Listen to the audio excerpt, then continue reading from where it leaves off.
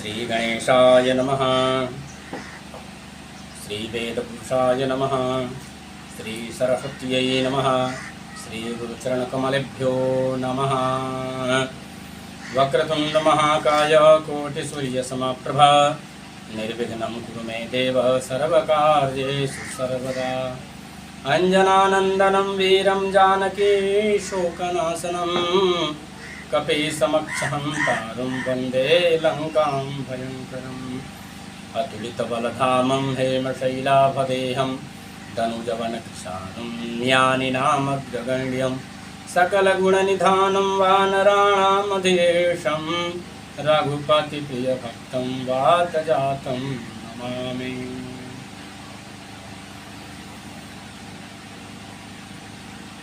नमस्कार मित्राणि, जय विश्वनाथ, हर हर महादेव।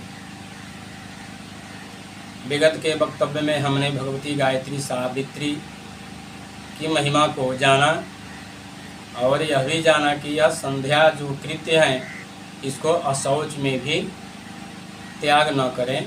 अशौच विधि के द्वारा इनका संपादन करें, जो कि यह नित्य कर्म है। आगे हम चर्चा करेंगे, कर्म ही कर्म के सहायक होते हैं। एक कर्म के बिना दूसरा कर्म जो है अधूरा माना जाता है, और कर्म ही कर्म के पूरक हैं। कर्म से ही कर्म की पूर्ति होती है, क्रिया से ही क्रिया की पूर्ति होती है, यह जानते हैं। आचार संहिता श्रृंखला के अंतर्गत जितने भी करणीय कृत्य बताए गए हैं उन सभी कृत्यों में सभी कृत्य एक दूसरे के सहायक और पूरक होते हैं। एक दूसरे के बिना क्रिया जो है अपूर्ण मानी जाती है। कहा भी जाता है, कार्याः सर्वकार्येषु कर्मणां हि सहायकाः एकेन हीनः कार्यस्य न फलं न च सिद्धिदः। कार्याः सर्वकार्येषु कर्मणां हि सहायकाः एकेन हीनः कार्यस्य न फलं न च सिद्धिदः। अर्थात कार्य ही कार्य के सहायक हैं, और सभी कामों में सभी क्रियाओं में एक दूसरे के सहायक बनकर एक दूसरे के पूरक बनकर सिद्ध करते हैं। एकेन हीनः कार्य से, एक के बिना दूसरा कार्य जो है न फलवती न फलप्रद होता है और न ही सिद्धिदः, और सिद्धिदायक भी नहीं होता है, ऐसा विद्वानों का कहना है। शौचाचार, जैसे शौचाचार के बिना स्नान की क्रिया जो है पूर्ण नहीं मानी जाती, और स्नान के बिना पूजा पाठ आदि, पूजन के बिना भोजन, और भोजन के बिना जो दैनिक कृत्य है, तो ये सब एक दूसरे के सहायक हैं। एक के बिना एक क्रिया का संभव होना, पूर्ण होना नहीं माना जाता। आहनिककार का कहना है कि यो मोहद दथवाल स्यात् कृत्वा देवतार्चनम भुक्ते स्वयाति नरके सुकरे स्विह जायते। जो हमने पहले ये कहा कि स्नान के बिना पूजा और पूजा के बिना भोजन, बिना पूजन किए भोजन भी करने का निषेध किया गया है शास्त्रों में। तो उसी लिए यह कहा गया है कि यो मोहाद अथवा आलस्यात् अकृत्वा देवतार्चनम। जो मोहवश या आलसवश प्रमादवश बिना स्नान किए, बिना देवताओं की पूजन किए जो भूंगते भोजन करता है, तसयाति नरके, वह नरक में जाता है। और नरक का भोग, नरक की यातना को संपन्न करके जब वह नरक से बाहर निकलता है, तो जब जन्म लेता है तो सुकरे स्विह जाए, तो सुकर आदि की योनियाँ उसे प्राप्त होती है। तो इस तरह से शास्त्रों में कहा गया है। यह सूत्र जो है आहनिक सूत्रावली का है, या आहनिककार का कहना है। पुनः जब कभी जन्म लेता है तो वह शुक्र आदि की योनि प्राप्त करता है। अतः आचार संहिता के बताए गए जो भी कृत्य हैं वे सभी अनुक्रमणिका में कहा गया है, सभी क्रम में कहे गए हैं। तो स्नान के बाद भी शास्त्रों में स्नान किए रहते हैं, शुद्ध वस्त्र आदि पहने रहते हैं, पवित्रता पूर्वक जब पूजा पाठ आदि स्थल पर जब बैठते हैं तो वहाँ आचमन भी कराया जाता है, अंतः पवित्र के लिए, पवित्रता के लिए, और बाह्य पवित्रता के लिए पुनः मार्जन भी कराया जाता है, किया जाता है।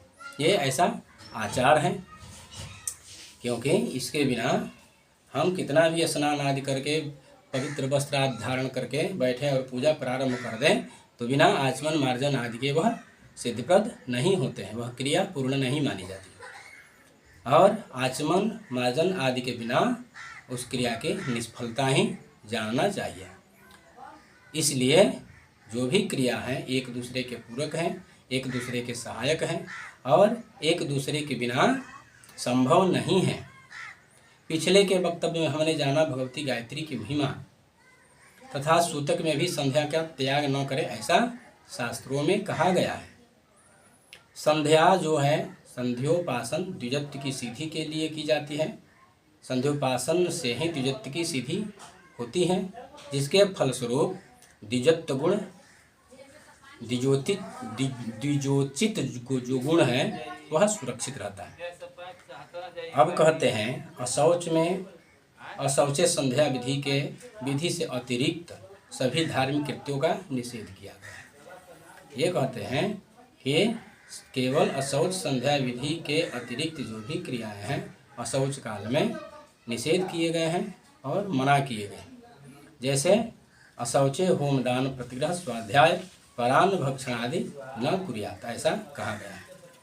तो कहते हैं अशौचे दान स्वाध्यायम प्रतिग्रह होम सुरार्चनम परान्न भक्षणम कार्यम न कुर्यात कदाचन। अशौच में यह सब नहीं करना है, हवन नहीं करना है, दान नहीं करना है, दान नहीं लेना है, स्वाध्याय नहीं करना है, परान्न भक्षण दूसरे का भोजन दूसरे का अन्न भी ग्रहण नहीं करना है, ऐसा शास्त्रों का कहना है। सूतक रहित काल में संध्योपासन के उपरांत देवतार्चन करें, देवताओं की पूजा करना चाहिए, क्योंकि ब्रह्म पुराण में कहा गया है कि यावन्न दीयते चारिघ्यम, बिना संध्योपासन किए देवताओं की पूजन करने को मना किया गया है। बिना संध्योपासन किए देवताओं की पूजन न करें, क्योंकि संध्योपासन के उपरांत जो द्विजत्व या पवित्रता होती है, जो योग्यता होती है, देव पूजा के अधिकारी होते हैं। इसीलिए ब्रह्म पुराण में कहा गया है कि यावन्न दीयते चार्घम भास्कराय निवेदितम तावन्न पूजयेद विष्णु शंकरम व महेश्वर। अर्थात ये कहते हैं किसी भी देवताओं के लिए यहाँ शंकर और विष्णु शंकर व महेश्वर में ऐसा कह के यह श्लोक को पूर्ण कर देते हैं, लेकिन इसमें और भी व्यापक रूप से समझना चाहिए। कहते हैं कि जब तक सूर्य को अर्घ न दिया जाए तब तक विष्णु शिव शंकर आदि की पूजा नहीं करना चाहिए। अर्थात संध्योपासन किए बिना देवताओं के पूजन का अधिकार नहीं होता, देवताओं के पूजन की योग्यता नहीं होती, क्योंकि हमने पहले ही कहा है कि जो देवतार्चन किए बिना भोजन करता है तो वह नरक में जाता है और नरक की यातना भोगने के बाद जब भी जन्म लेता है तो शूकर आदि की योनि प्राप्त करता है। ऐसा अतः संध्योपासन के उपरांत यथासंभव देवतार्चन करें। देवार्चन में गृहस्थों को पंचदेवोपासना की विधि बताई गई है।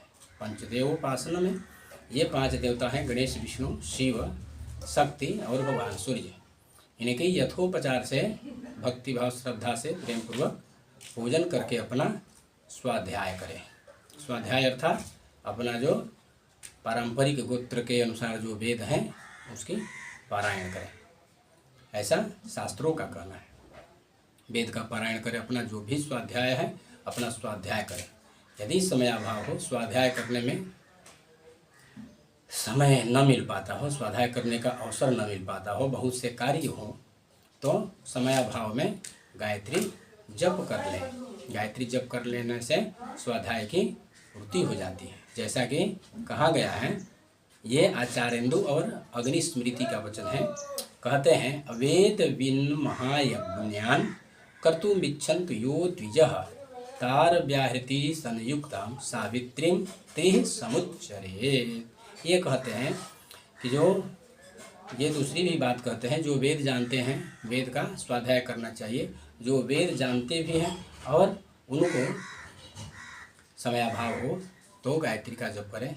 अथवा अवेदविन महायज्ञान, बिना वेद के कोई भी यज्ञ संभव नहीं है, फिर भी जो अवेदविन है, जो वेद को नहीं जानते हैं, वेद से अविज्ञ है और ब्रह्म यज्ञ को संपादन करना चाहते हैं, तो तार व्याहृति संयुक्ता, प्रणव और व्याहृतियों के साथ 3 बार गायत्री का उच्चारण कर लें तो ब्रह्म यज्ञ की पूर्ति हो जाती है और ब्रह्म यज्ञ का फल भी प्राप्त हो जाता है। ऐसा आचार्येन्दु और अग्निस्मृति का कथन है। यह केवल द्विजों के लिए कही गई है। जो वेद को पढ़ा नहीं, वेद को जाना नहीं और यदि ब्रह्म यज्ञ की अभिलाषा रखते हैं तो 3 बार गायत्री का सम्यक उच्चारण करें। जप करने मात्र से ही ब्रह्म यज्ञ का फल प्राप्त हो जाता है। धर्म सिंधु में एक बात कही गई है कि धार्मिक आध्यात्मिक यज्ञादि कृत को करते समय यदि अधोवायु निकल जाए तो आचमन कर लेना चाहिए। तथा और किन किन स्थिति में आचमन करना चाहिए तो कहते हैं कि कर्म कुर्वन् अधोवायु निःसरणे श्रुपाते क्रोधे मार्जार स्पर्शे छुते वस्त्र परिधाने रजकाद्यन्त्यज दर्शने आचामेत। अर्थात कर्म करते समय, देव पूजा पाठ आदि करते समय यदि अधोवायु निकल जाए तब आचमन करें।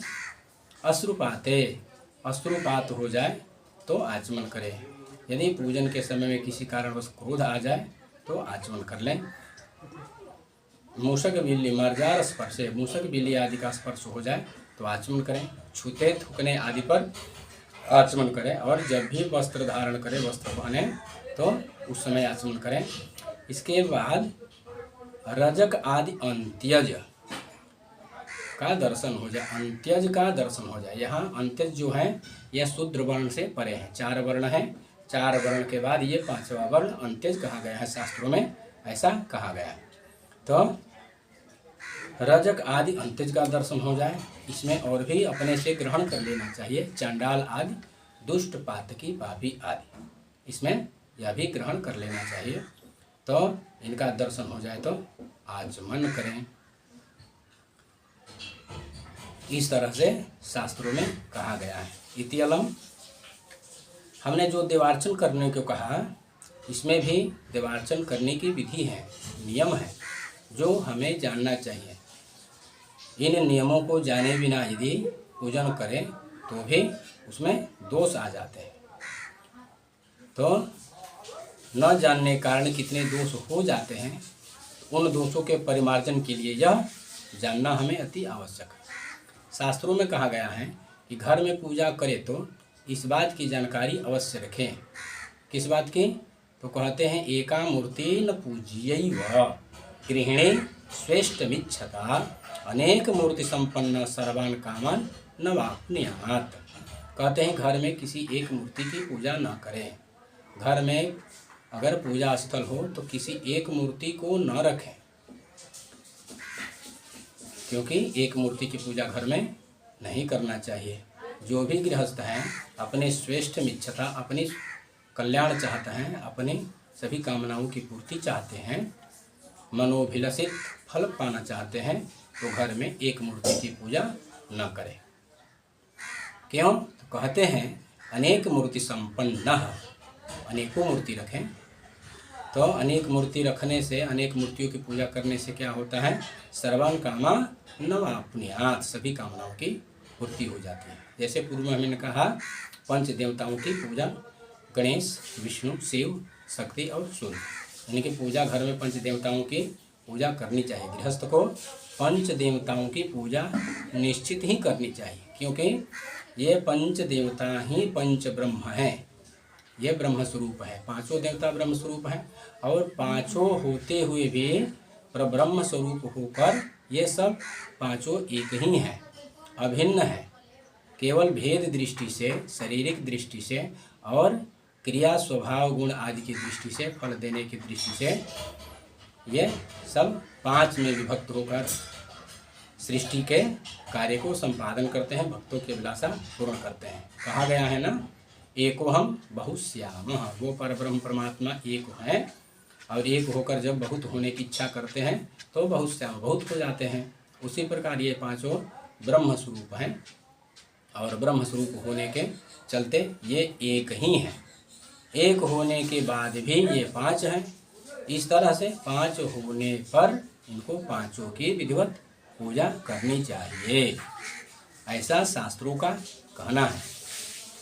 कहते हैं कि अनेक मूर्ति संपन्न सर्वान कामान वाप्नुयात्, अनेक मूर्तियों की पूजा करने से सभी कामनाएं पूर्ण होती हैं, क्योंकि सभी क्रिया के अधिष्ठाता अलग अलग हैं, उनके विभाग हैं, कौन क्या देता है। भागवत जी में भी लिखा है ना कि जो भी ये इस कामना के लिए इनकी पूजा कीजिए, रूप कामना के लिए अप्सराओं की पूजा कीजिए, या बहुत सारे उसमें बताए गए हैं कि किसकी पूजा करने से क्या फल होता है।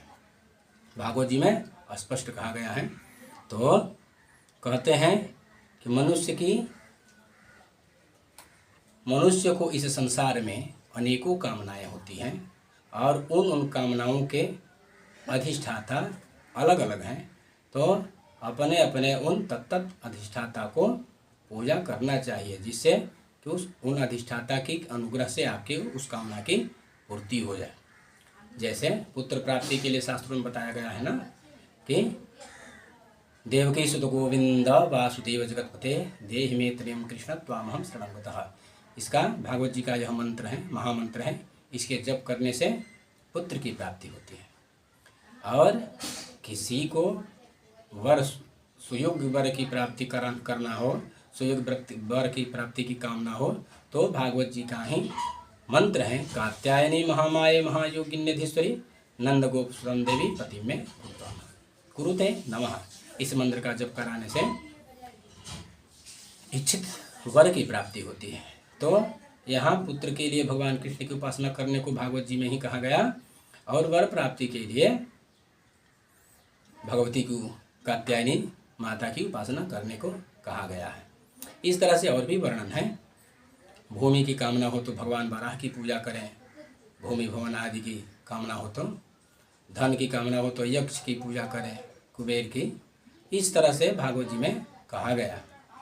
और जिनको सुलक्षणा पत्नी की कामना हो तो मार्कंडेय पुराण के अंतर्गत जो श्री दुर्गा सप्तशती है, दुर्गा सप्तशती में भी कहा गया है कि अगर सुयोग्य पत्नी, सुलक्षणा पत्नी, सुंदर पत्नी, सद्गुणी पत्नी, सुशील पत्नी की कामना हो, मनोनुकूल चलने वाली हो, ऐसी पत्नी की कामना हो तो पत्नी मनोरमाम देहि मनोत्तानुसारिणीम तारिणीम दुर्ग संसार सागरस्य कुलोद्भवाम। इस मंत्र का जप करें, भगवती की आराधना करें। ज्ञान की कामना हो तो भगवान शिव की उपासना करें, मोक्ष की कामना हो तो भगवान विष्णु की उपासना करें। वैसे ये पांचों देवता मोक्ष देने वाले हैं। इन पांचों देवता से अतिरिक्त जो भी देवता हैं, क्योंकि ये पंच ब्रह्म है, ब्रह्म स्वरूप है, अन्य जो देवता है वो केवल देवत्व गुण संपन्न है, अमर है, केवल वे अमर कहे जाते हैं। और ये पंच ब्रह्म है। इन पांचों ब्रह्म स्वरूप मूर्तियों को, देवताओं को मुक्ति देने का अधिकार है। इसके अलावा और कोई देवता, ब्रह्मा भी क्यों न हो, वो मुक्ति नहीं दे सकते, क्योंकि मुक्ति देने का अधिकार ब्रह्मा को भी नहीं है, इंद्र को भी नहीं है, वरुण को भी नहीं है, यम को भी नहीं है, या अन्य जो भी देवता हैं वे मुक्ति नहीं दे सकते। लेकिन ये पंच ब्रह्म जो हैं, ब्रह्मा, भगवान विष्णु के जितने भी अवतार हैं वे सब मुक्तिदाता है। जितने भी अवतार हैं सभी मुक्तिदाता है। भगवान शिव मुक्तिदाता है, और शिव के अंश स्वरूप जो ये भगवान हनुमान जी भी हैं, ये भी मुक्ति देते हैं, क्योंकि ये भी रुद्रांश है, रुद्रावतार है और शिव स्वरूप ही है। भगवान सूर्य मुक्ति देने वाले हैं, भगवान गणेश मुक्ति देने वाले हैं, और भगवती जगदम्बिका जो है, जगदम्बिका के जितने भी दिव्य रूप हैं वे सभी रूप की उपासना करने से मोक्ष की प्राप्ति होती है। सरस्वती हो, महाकाली भी मुक्ति प्रदा है।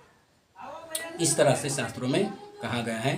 तो ये एक मूर्ति घर में पूजा न करें, अनेक मूर्ति संपन्न सर्वान कामान वाप्नुयात्। अनेक मूर्तियों की पूजा करें जिससे सभी कामनाओं की पूर्ति हो। अब कहते हैं कि घर में कौन सी मूर्ति कितनी रखनी है। तो पद्म पुराण का वचन है, गृहे लिंगम द्वयम नार्च्य गणेश त्रयमेव च। घर में 2 शिवलिंग की पूजा न करें और 3 गणेश की पूजा न करें। घर में 2 शिवलिंग न रखें, 3 गणेश की मूर्ति न रखें। 2 शंखो नार्चयेत चैव, 2 शंख की पूजा न करें, या एक साथ 2 शंख न रखें। 3 रखें, 4 रखें, 5 रखें। उसी तरह ये गृहे लिंग द्वयम नार्च्य, 2 शिवलिंग घर में न रखें। लेकिन एक का तो पहले ही मना कर दिए हैं कि एका मूर्ति न पूज्य, एक मूर्ति की पूजा न करें, एक रखना ही नहीं है। और 2 शिवलिंग को यहाँ भी पद्म पुराण में मना करते हैं। तो अगर शिवलिंग रखना हो तो 3 रखें, 4 रखें। यदि एक रखना हो तो और भी मूर्ति हो और अन्य देवताओं की मूर्ति हो तो उसका दोष नहीं है। तो गृहे लिंग द्वयम नार्च्य, 2 से अधिक लिंग रखें, शिवलिंग रखें, रख के पूजा कर सकते हैं। गणेश की 3 न रखें, 1 रखें, 2 रख सकते हैं, 4 रख सकते हैं, 5 रख सकते हैं। इस तरह से कहा गया है। 2 शंखों, 2 शंख न रखें एक साथ, या 2 शंखों की पूजा एक साथ न करें। 3 हो, 1 हो, 5 हो या अधिक हो, जितने भी हो। 2 शंखों नार्चेत चैव भग्नानां च भग्नांश्च प्रतिमां तथा, और घर में खंडित मूर्तियों, भग्न मूर्तियों की पूजा न करें। भग्न हो, टूटी फूटी हो, जली हो, तो ऐसे विकराल हो, इस तरह की मूर्ति की पूजा घर में नहीं करना चाहिए। जो मूर्ति सौम्य हो, सुंदर हो, देखने में प्रसन्न मुख हो, हंसमुख मूर्ति हो, इस मूर्ति की पूजा करें।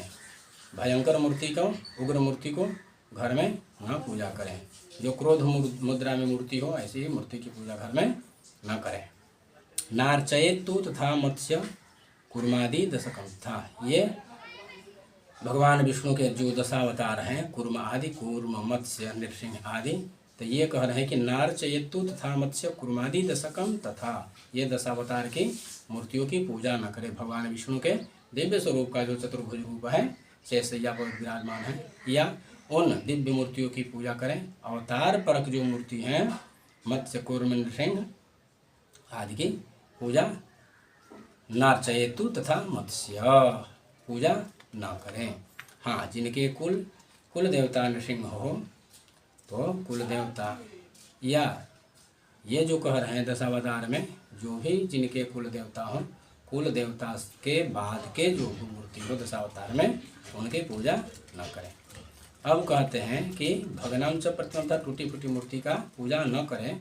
तो किन मूर्ति में टूटी फूटी का दोष नहीं होता? तो शालिग्राम समापूज्या समेषु द्वितीयम नहीं, ये कहते हैं कि शालिग्राम की पूजा समश्रेष्ठ है।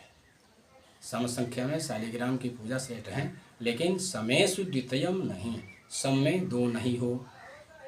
और विषमा नहीं हो पूज्यास्तु, विषम संख्या में भी पूजा न करें, और विषम में विशेष करके 1। शालिग्राम की पूजा सम संख्या में करें, सम संख्या में 2 न हो, 2 से अधिक हो, 4 हो, 6 हो, 8 हो, 10 हो, इस तरह के सम संख्या में पूजा करें। और विषमा नहीं हो पूज्यन्तु, विषम संख्या में पूजा तो नहीं करें, लेकिन यदि विषम की पूजा करनी पड़े तो 1 मूर्ति की पूजा ना करें। 3 हो, 5 हो, 7 हो, 9 हो, इस तरह से विषम में पूजा किए जा सकते हैं, ऐसा शास्त्र में कहा गया है। अब कहते हैं कि हाँ, कहते हैं व्यास जी का कहना है कि सिर को ढककर पूजा न करें, गले में गमछे लपेटकर पूजा न करें।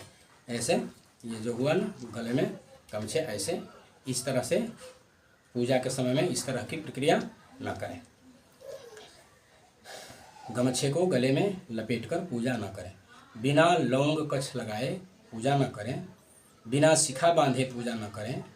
और शौचादि से जैसे मान लीजिए पूजा कर रहे हैं, लोग शंका लग गया तो बिना हाथ पैर धोए, बिना इंद्रिय को धोए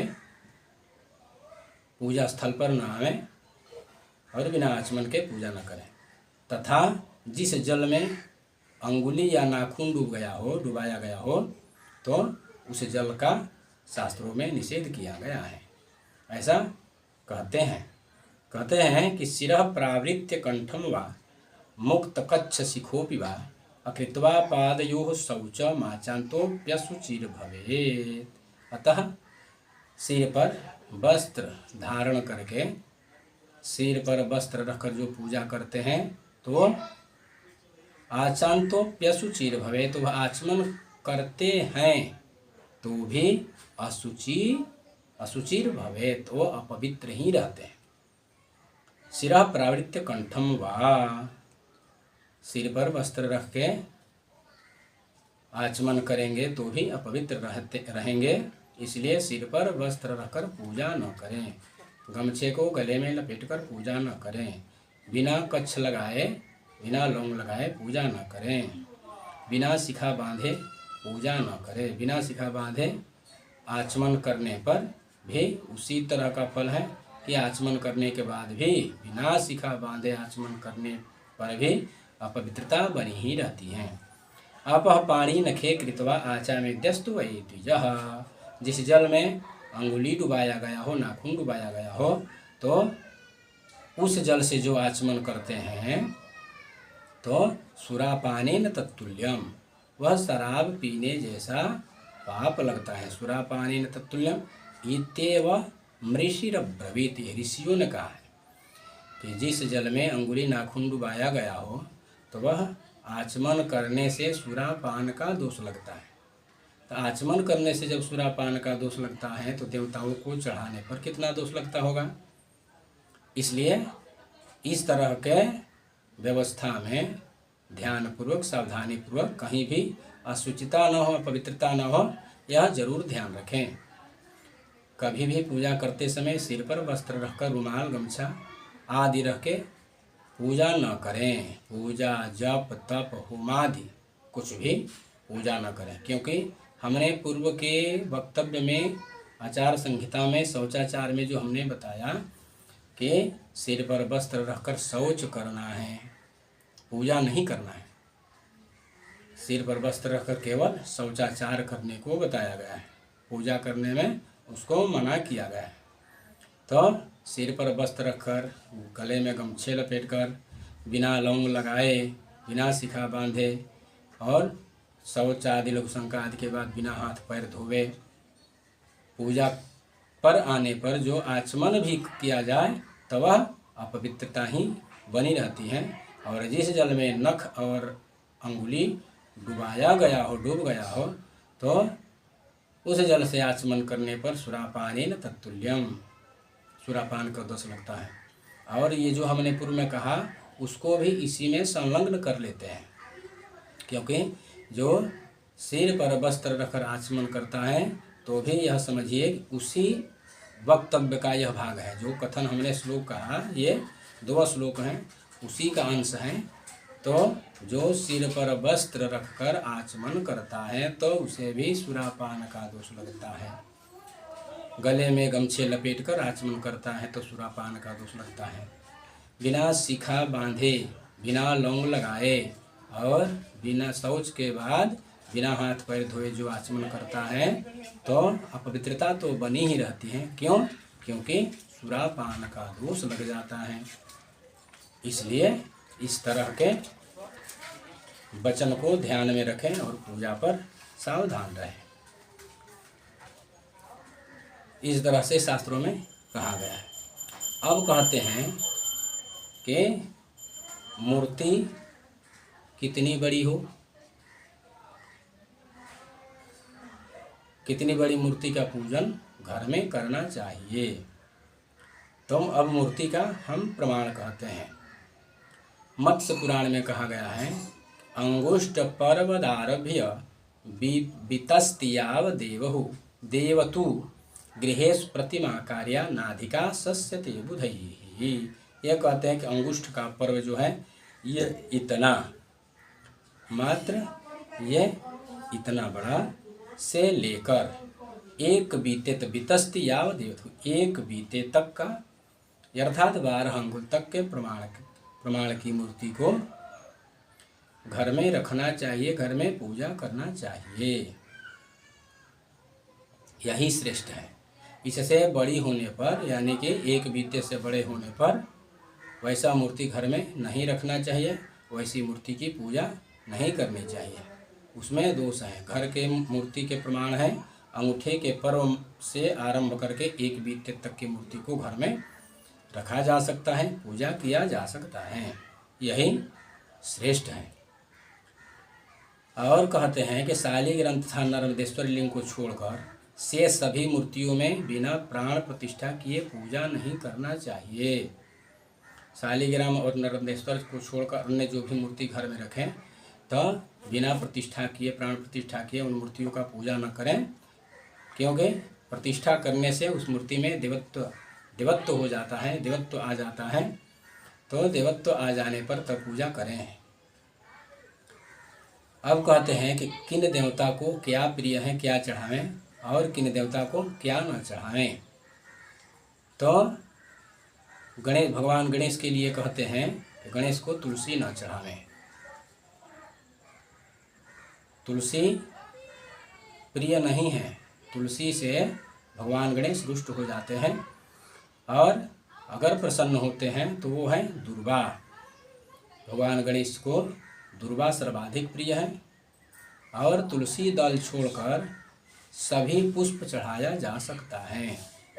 रक्तम शक्त्यर्क विघ्नानाम, ये लाल फूल विशेष करके प्रिय है किनको, तो शक्त्यर्क विघ्नानाम, भगवती को, सूर्य को और भगवान गणेश को ये लाल फूल, लाल वस्त्र या लाल द्रव्य अधिक प्रिय है।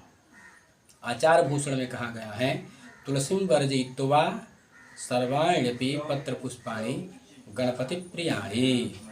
तुलसी को छोड़कर सभी पत्र पुष्प जो है भगवान गणेश को प्रिय है। आगे कहते हैं, हरिता श्वेत वर्णावा पंचत्री पत्र संयुता दुर्वांकुरा मया दत्ता एकविंशति संमिता। श्वेत दुर्वा हो या हरित दुर्वा हो, ये 5 और 3 पत्तों से संयुक्त हो, इससे कम न हो, 3 पत्ते से कम न हो और 5 हो, इससे अधिक बड़ा न हो,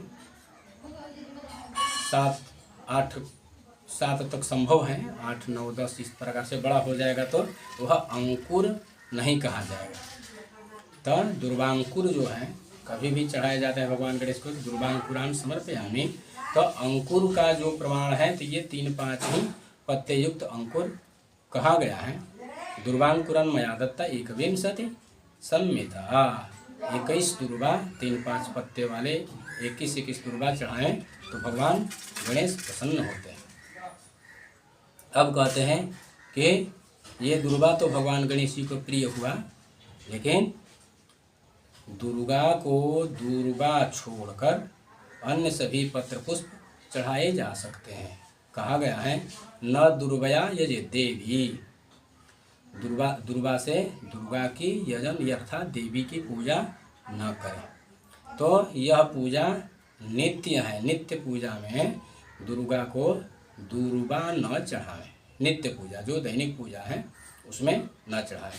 और विशिष्ट पूजा में तो ग्रहण किया ही गया है। जो पत्र पूजन जो होता है भगवती के, उसमें दुर्वा भी सम्मिलित किया गया है।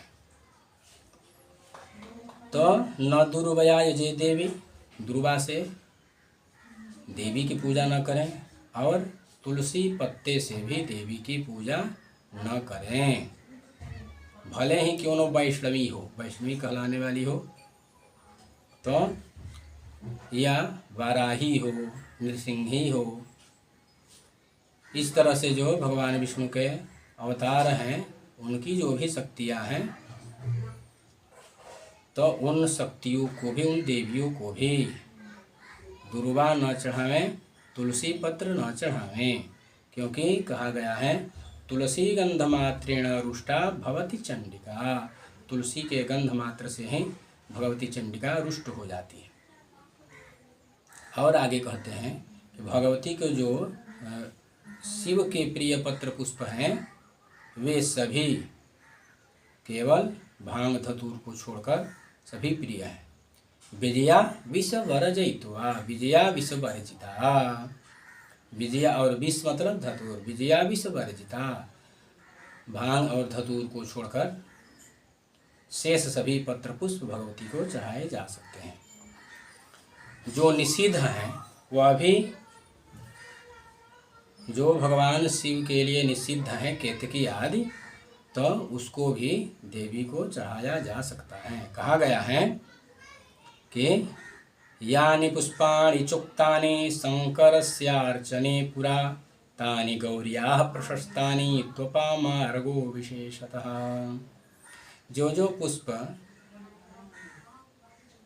भगवान शिव के लिए कहे गए हैं, चुक्तानि शंकरार्चने, शंकर के भगवान शिव के अर्चन में जो भी पुष्प पत्र पुष्प कहे गए हैं, वे सभी प्रशस्त कहे गए हैं। तो अपामार्गो विशेष था, उसमें भी अपामार्ग के पुष्प पत्र विशेष रूप से भगवती को प्रिय हैं। अपामार्ग अर्थात चिचिड़े, चिचिड़े के पत्ते को भी भगवती को चढ़ाया जाता है। शिवार्चने निषिद्धानि तानि दिव्याः प्रशस्यते, भगवान शिव को जो निषिद्ध किए गए हैं वह भी देवी के लिए प्रसिद्ध कहे गए हैं। यह पारिजात का कथन है। कहते हैं रक्त पुष्प प्रशस्तानि श्वेत गंध युतानि च, भगवती को रक्त पुष्प अति प्रिय है, अति प्रशस्त है, और श्वेत भी पुष्प प्रिय है। गंध श्वेत पुष्प, श्वेत गंध युतानि च, श्वेत पुष्प भी भगवती को प्रिय है, और गंधयुक्त सुगंधित पुष्प भी भगवती को प्रिय हैं। शतातप का कहना है कि देवी नाम अर्क मंदारो वर्जयत शक्ति पूजने, देवी को अर्क और मदार, एकवन और मदार, एक अर्क जो यहाँ कहते हैं, एक नीले वर्ण का अर्क होता है, एकवन मदार, आक जिसको आक भी बोलते हैं, मंदार को भी आक बोलते हैं। ये दोनों एक ही हैं, लेकिन इनके वर्ण के भेद हैं। इसके फल पत्ते आदि सब एक ही सदृश हैं, लेकिन फूल पर ये पहचान में आ जाते हैं कि ये एक नहीं है, दो हैं। एक नीले वर्ण का होता है और एक श्वेत वर्ण का होता है। तो देवी नाम अर्क मंदारो वर्जयत शक्ति पूजने, देवियों के लिए अर्क और मंदार को ये शतातप का कहना है। एकवन का फूल भगवती को न चढ़ाएं। अब हम शिव के लिए जो भी कहा गया है सूक्ष्मता से उसको भी बताते हैं। कहते हैं कि विष्णुर्यानीह चुक्तानि पुष्पाणि च पत्रिकाः केतकी पुष्पमेकं तु विना तान्यखिलान्यपि, अर्थात जो भी भगवान विष्णु को प्रिय पुष्प पत्र पुष्प हैं, वे सभी पत्र पुष्प भगवान शिव को प्रिय हैं। केतकी पुष्पमेकं तु विना तान्यखिलान्यपि, केतकी पुष्प को छोड़कर सभी जो भी कहे गए हैं भगवान विष्णु के लिए, वे सभी शिव को प्रिय हैं, शिव को चढ़ाना चाहिए। शिव प्रीतिकरम पुष्पम पंकजम पत्र विलोकम, भगवान शिव को अत्यंत प्रसन्न करने वाला पुष्प जो है वह पंकज कमल और बिल्वपत्र, कमल और बिल्वपत्र जो है भगवान को अति प्रिय है, अति प्रसन्न करने वाला है। जो भी भक्त अपने भक्ति भाव से कमल और बिल्वपत्र को चढ़ाता है तो उन पर भगवान से प्रसन्न होते हैं। इस तरह से सूक्ष्म विधि से सूक्ष्मता से आपको बताया भगवान शिव के लिए, गणेश और दुर्गा के लिए, भगवान विष्णु के लिए भी सूक्ष्मता से ही कहते हैं। भगवान विष्णु के लिए कहा गया है कि तुलसी सर्वाधिक प्रिय है। भगवान विष्णु को तुलसी सर्वाधिक प्रिय है। पद्म पुराण में कहा गया है कि अत्यंत वल्लभा साही सालग्रामाधिधे हरऊ। शालिग्राम हो या भगवान विष्णु के प्रतिमा हो, तो अत्यंत वल्लभा साही, वह अत्यंत प्रियतमा है, अत्यंत प्रिय है। तुलसी से प्रिय संसार में, इस जगत में, सृष्टि में या पूरे ब्रह्मांड में भगवान विष्णु को कुछ भी प्रिय नहीं है। तुलसी के अलावा और कुछ भी प्रिय नहीं है। यदि कुछ भी प्रिय है तो वह केवल तुलसी। भगवान विष्णु को माणिक्य मुक्ता स्वर्णहार भी चढ़ावें, उससे भी फल है, लेकिन वे तुलसी के एक दल के 16वें अंश के बराबर भी नहीं है। आप कितना भी माणिक्य मुक्ता हार, स्वर्ण हार, कनक आदि जो भी अर्पण कर रहे हैं, बहुत वैभव युक्त करके भगवान विष्णु को अर्पित कर रहे हैं, और तुलसी पत्र न चढ़ावें तो सारा चढ़ाया हुआ समझिए कि वह तुलसी के एक दल के 16वें अंश के बराबर भी नहीं है। इतना तुलसी भगवान को प्रिय है। कहते हैं तुलसी दल मात्रस्य कला नारहंति षोडशीं। यह स्कंद पुराण में ऐसा वचन कहा गया है कि तुलसी के एक दल के 16वें कला के बराबर भी ये माणिक्य मुक्ता स्वर्णहार आदि जो है ये नहीं कर सकते। तुलसी दल मात्रस्य कला नारहंति षोडशीं। भगवान शिव और विष्णु को एक कमल पुष्प से पूजा करने पर, भगवान विष्णु या भगवान शिव को एक कमल के पुष्प से पूजा करने पर हजारों वर्ष के किए पापों का नाश हो जाता है। भगवान शिव और भगवान विष्णु को यदि एक कमल चढ़ाते हैं तो हजारों वर्ष के किए पापों का नाश हो जाता है। जैसे वीर मित्रोदय में कहा गया है, कमले नैकेन देवेशम योर्चयेत हरिशंकरौ वर्षायुत सहस्रस्य पापस्य कुरुते क्षयम्। वर्षायुत सहस्रस्य पापस्य कुरुते क्षयम्। अर्थात जो हमने कहा कि एक कमल से जो भी भगवान शिव और विष्णु को पूजा करते हैं, वर्ष अयुत, अयुत मतलब 10,000, सहस्र से 10,000 वर्ष के किए गए पापों का नाश हो जाता है। अब कहते हैं कि भगवान विष्णु को कनेर का फूल न चढ़ावें, करवीर का पुष्प न चढ़ावें। भगवान शालिग्राम को कनेर का फूल निषिद्ध किया गया है, लेकिन अन्य विष्णु धर्मोत्तर में ये कहा गया है ऐसा कि न गृहे करवीरोथै कुसुमैरर्चयेद हरि। भगवान विष्णु को घर में करवीर के पुष्प से या कनेर के पुष्प से पूजा न करें, ऐसा विष्णु धर्मोत्तर पुराण में कहा गया है। लेकिन किसी का मत है, किसी विद्वान या किसी महर्षि का मत है कि न गृहे करवीरोत्थैहि, घर में लगाए हुए कनेर का, अपने घर परिसर में लगाए हुए कनेर के पुष्प से भगवान विष्णु को न पूजें। अगर बाहर का जो कनेर हो तो बाहर से लाए गए कनेर के पुष्प से भगवान विष्णु को पूजा किया जा सकता है। बर्हापीडम, भागवत जी में आया है ना श्लोक, बर्हापीडम नटवर्वपुः कर्णयोः कर्णिकारम। अपने कान में काले काले घुंघराले केश और श्याम वर्ण भगवान कृष्ण के मनोहर मूर्ति है, उसमें भी ये विद्युत के समान जो कान में कनेर के पुष्प लगा लेते हैं तो कितना सुंदर और हो जाता है, पुष्प की भी शोभा बढ़ जाती है। तो भगवान विष्णु को करवीर पुष्प प्रिय है, लेकिन घर में लगाए हुए, घर में रोपे गए करवीर से, कनेर से पूजा न करें। बाहर से लाया गया कनेर से पूजा करें। अब कहते हैं कि भगवान सूर्य को लाल कनेर, लाल गुड़हल जपा पुष्प सर्वाधिक प्रिय है। जपा पुष्प जिस तरह भगवती को प्रिय है, उसी तरह भगवान गणेश को भी प्रिय है और भगवान सूर्य को भी उतना ही प्रिय है। लेकिन इन गणेश से अधिक भगवती को प्रिय है। गणेश को यदि दुर्वा के जगह जपा पुष्प गुड़हल का फूल चढ़ाया जाए तो दुर्वा की तुलना में जपा पुष्प उतना श्रेष्ठ नहीं होगा।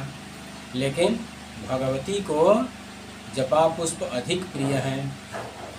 जपा पुष्प के बिना भगवती को पूजा न करें। भगवती की पूजा में जपा पुष्प एक ही क्यों न हो, जपा पुष्प होना चाहिए, उसमें भी रक्तम लाल जपा पुष्प।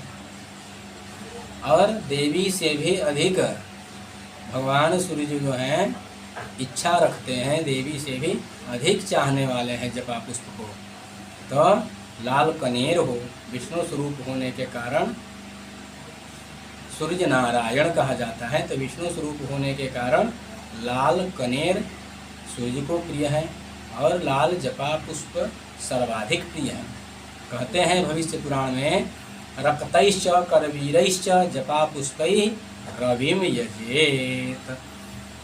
लाल कनेर, लाल जपा पुष्प से रवि को, भगवान सूर्य को पूजा करें, ऐसा भविष्य पुराण का कथन है। जो भगवान विष्णु का प्रिय पत्र पुष्प हैं वे सभी सूर्य को चढ़ाए जाते हैं, चढ़ाए जा सकते हैं। और कहते हैं कि बिल्वपत्र, समीपत्र, भृंगराज, तमाल, तुलसी ये सभी सूर्य के लिए प्रशस्त कहे गए हैं। जैसे वीर मित्रोदय में कहा गया है कि बिल्वपत्रम समीपत्रम पत्रम भृंग रजस्य च। बिल्वपत्र शमी के पत्र और भृंगराज का पत्र ये भगवान सूर्य को अति प्रिय हैं। उसमें भी कहते हैं कि ये तो प्रिय हुआ, और भगवान सूर्य को क्या न चढ़ावें, तो कृष्णलोन्मत्तकम कांची तथा च गिरिकर्णिका वर्जितानि न देयानि एतानि रवि पूजने। कृष्णल, कृष्णल कहते हैं ये गुंजा, गुंजा भगवान सूर्य को न चढ़ावें। और उन्नमत्तकम, उन्मत्त, उन्मत्त अर्थात धतूर, धतूर का एक नाम विष भी है और उन्मत्त भी है। तो धतूर और अपराजिता, अपराजिता जो नीले नीले फूल होते हैं, तो अपराजिता का पुष्प सूर्य को कभी ना चढ़ाएं। कृष्णलोन्मत्तकम कांची तथा च गिरिकर्णिका, गिरिकर्णिका जो है ये भृंगराज है, नहीं, गिरिकर्णिका अपराजिता है। तो अपराजिता, धतूर और गुंजा का पुष्प भगवान सूर्य पर अर्पित न करें, भगवान सूर्य को न चढ़ावें। इस प्रकार से हमने सूक्ष्मतया देवार्चन की विधि और निषेध जो किए गए उसको हमने कहा। आगे कहते हैं कि गंध चंदन किस अंगुली से देवताओं को चढ़ावें, ऋषियों और पितरों को किस अंगुली से चढ़ावें और अपने को कैसे लगावें। ये गंध चंदन तिलक आदि जो भगवान को लगाना है चंदन आदि से, तो भगवान को तिलक कैसे लगावें, किस अंगुली से लगावें, पितरों को कैसे लगावें और अपने को कैसे लगावें। तो ये कहते हैं अनामिक्यातु देवस्य ऋषीणाम च तथैव च पितॄणाम अर्पयेद्गन्धः तर्जन्यां च सदैव हि तथैव मध्यमांगुल्याः धार्यो गन्धः स्वयं बुधैः। अर्थात अनामिका अंगुली से भगवान को, देवताओं को तथा ऋषियों को, ऋषि भी देवतुल्य हैं, तो अनामिका अंगुली से ऋषियों और देवताओं को तिलक लगावें, चंदन लगावें। जो अंगूठी वाली अंगुली है अनामिका, उससे देवताओं को अर्पण करें। और पितृणाम अर्पयेद गंधः तर्जन्याम च सदैव हि, और जब श्राद्ध आदि कर्म करे, पितरों को चंदन लगाना हो, कुमकुम रोली आदि जो भी गंध अर्पित करना हो, तो तर्जनी अंगुली से, जो अंगूठे के पास वाली अंगुली है, इस अंगुली से पितरों को गंध अर्पित करें। तथैव मध्यमांगुल्या धार्यो गंधः स्वयंबुधैः। और ये विद्वानों का कहना है कि जब अपने चंदन धारण करना है, लगाना हो, तो ये मध्यमा अंगुली से, जो तर्जनी के बाद और रिंग फिंगर अंगूठी वाली अंगुली के बीच, ये दोनों के बीच में जो है, ये बीच वाली अंगुली से अपने को चंदन लगावे, ऐसा कहा गया है। अब कहते हैं कि पूजा के स्थान पर दीप, घी का दीप हो या तेल का दीप हो, दीप जरूर जलावें। यदि घी उपलब्ध हो तो घी का, न तो तेल का भी, जो संभव हो दीप जरूर जलाएं। तो यदि घी का दीप जलाना हो तो देवता के दाहिने भाग में, देवता से दाहिने अर्थात पूजक से बाएं भाग में, जो पूजक हैं, अर्चक हैं, पूजा करने वाले यजमान हैं, या जो भी अपने पूजा कर रहे हैं, हम ही पूजा कर रहे हैं, तो हम अपने से बाएं और देवताओं के दाहिने, देवता से दाहिने जब स्वाभिमुख होगा, मान लीजिए कि भगवान की मूर्ति रखी हुई, भगवान की तरफ मुँह हम किए हैं और भगवान का मुख हमारे तरफ है, तो हमारे से बाएं और भगवान से दाहिने साइड में घी का दीपक जलाएं। यदि तेल का दीप जलाना हो तो अपने से दाहिने और देवताओं के बाएं भाग में तेल का दीप जलावें। घी का दीप जलाना हो तो घी के दीप के लिए श्वेत बत्ती, सफ़ेद बत्ती होनी चाहिए। यदि तेल का दीप जलाना हो तो बत्ती का रंग लाल होना चाहिए। इस तरह से कहा गया है। और दीपक जब भी जलाएं, दीपक के नीचे अक्षत जरूर रखें, क्योंकि आहनिक तत्व में कहा गया है सर्वसहा वसुमती सहते न तिदयम सहते न तिदम द्वयम अकार्यपादघातंच दीपम तापम तथैव च। सर्वसहा वसुमती, ये धरती जो है सब कुछ सहने वाली है, सब कुछ सहती है, लेकिन न तिदम द्वयम, दो चीज का सहन नहीं कर पाती। क्या? अकार्यपाद घातंच, अकारण धरती पर पाद प्रहार करना, बिना कारण का। क्योंकि जब भी यज्ञ याग आदि होते हैं उसमें भूमि त्रिताटीय लिखा गया है, कहा गया है, ऐसा विधान किया गया है। उस पूजा के समय में भूतोपसारण की विधि में भूमि को 3 बार प्रताड़ना करने को कहा गया है, इसके बाद नहीं कहा गया। तो बिना मतलब का, बिना किसी काम का या अकारण धरती पर पदघात, ये इस धरती को सहन नहीं होता, अकारण पदघात सहन नहीं होता। और दीप अकार्य पादघातंच दीपतापम तथैव च, और दीप का जो ताप है वह धरती को, वसुमती को सहन नहीं होता। सब कुछ सह लेती है, सर्वसहा वसुमती, सब कुछ सह लेती है, लेकिन न तिदम द्वयम, ये 2 चीज को नहीं सह पाती। अकारण पादघात, पाद प्रहार, और दीप का ताप।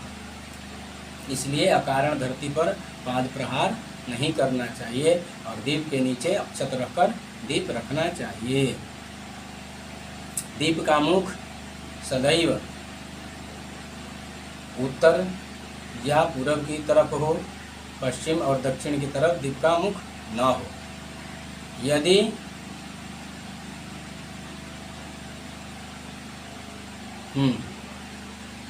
यदि दीप को कलश पे रखना हो तो शास्त्रों में कलश पर भी दीप रखकर पूजा करने का विधान किया गया है। तो उस स्थिति में नारियल के जगह जब दीप रखा जाए, उस स्थिति में दीप का मुख पश्चिम हो सकता है। अन्यथा कलश से बाहर या ऐसे रक्षा दीप जो रखे जाते हैं, दीप जलाए जाते हैं, उस दीप का मुख विशेष करके पूरब की तरफ हो, ऐसा ध्यान रखना चाहिए। पूजा स्थल पर, मंदिर में, देव विग्रह के सामने या अन्यत्र तीर्थों में यदि जप करना है तो जप के क्या नियम। जैसे मान लीजिए कि हमने पूजा किया, अब सोच रहे हैं कि कुछ स्तुति पाठ आदि करें या पूजा करने के बाद कुछ जप करें भगवान नाम, राम राम श्री राम जय राम, राम रामाय नमः, हरे राम राम राम हरे हरे इत्यादि जो भी गुरुप्रद मंत्र हैं, तो पूजा के बाद चाह रहे हैं कि हम उसका जप करें, या कुछ गुरु जी ने बताया हो या किसी ब्राह्मण ने बताया हो, या अपने दिनचर्या में नित्य पूजा में जिसको शामिल किए हैं, स्तुति पाठ आदि, विष्णु सहस्त्र नाम हो, गजेंद्र मोक्ष हो, राम रक्षा स्तोत्र हो, हनुमान चालीसा पाठ हो, विष्णु सहस्त्र नाम आदि, या जो भी पाठ हो, तो पाठ की विधि, पाठ के नियम में, और जप करना हो, गुरु मंत्र हो, गणेश मंत्र हो, या जो भी मंत्र हो, तो जप का नियम जो हमने गायत्री जप के भाग में बताया है, जप का नियम के अनुसार जप हो, पाठ के नियम के अनुसार पाठ हो। तो कहते हैं, ये शास्त्रों में कहा गया है कि यदि पाठ को जप की तरह करें और जप को पाठ की तरह करें तो कितना भी कर लें उसका कोई फल नहीं, इसको निष्फल समझना चाहिए। सब निष्फल हो जाता है, कितना भी क्यों न जप करें, पुरस्चरण तक ही क्यों न कर लें, जिस मंत्र को जितना पुरस्चरण बताया गया है उससे अधिक ही क्यों न कर लें, यदि जप को पाठ की भांति और पाठ को जप की भांति अर्थात मनसा, मन में पाठ करें, पाठ को मानसिक पाठ करें तो कोई फल नहीं है, कितना भी क्यों न कर लें। जैसा कहा गया है, मनसा यह स्मरेत स्तोत्रम, मनसा यह स्मरेत स्तोत्रम, वचसा वा मनुम जपेत, उभयम निष्फलम देवी भीन भांडोदकम यथा। जैसे मनसा यह स्मरेत स्तोत्रम, स्तोत्र पाठ मन से करें, मानस करें, और वचसा तू मनुम जपेत, और बोल बोल कर पूरा चरण करें जप का, तो उभयम निष्फलम देवी, ये दोनों निष्फल कहे गए हैं। भीन भांडो दकम यथा, जिस तरह से भीन भांडो दकम यथा, बर्तन के किस बर्तन में रखे जल तो कैसा स्वाद हो, तो जैसे मिट्टी के बर्तन के जल के स्वाद, कुएं के जल का स्वाद, नदी के जल का स्वाद, चापाकल के जल का स्वाद, या पीतलमय बर्तन के जल के समान, तांबे के पात्र में रखा हुआ जल जो है, जैसे भिन्न भांडोद था, अलग अलग पात्र में रखा हुआ जल अलग अलग स्वाद देता है। या भिन्न भांडोद कम यथा, जैसे किसमें रखना है, जो जल किसमें सुरक्षित रहेगा, इसको ध्यान में न रखकर भिन्न भांड दूसरे बर्तन में रखा जाए तो वह उसको स्वादहीन हो जाता है या निष्फल हो जाता है। या जिस तरह मान लीजिए कि उसमें छिद्र हो, निकल बह जाए, भिन्न भांडोदगम यथा, फूटा हुआ हो तो बह जाएगा पानी। या बड़ा बर्तन हो, एक छोटा बर्तन हो, तो बड़ा बर्तन से छोटे वाले बर्तन में जल डाले तो कितना आएगा, सब बह जाएगा, बेकार हो जाएगा। उसी तरह से यहाँ भी समझना चाहिए कि ये दोनों मनसा पाठ और वचसा जप, ये दोनों निष्फल हैं, ऐसा कहा गया है, कितना भी क्यों न कर लें। इस तरह से हम इस श्रृंखला को, आज की यह श्रृंखला यही समाप्त होती है। नमः पार्वती पतये, हर हर महादेव।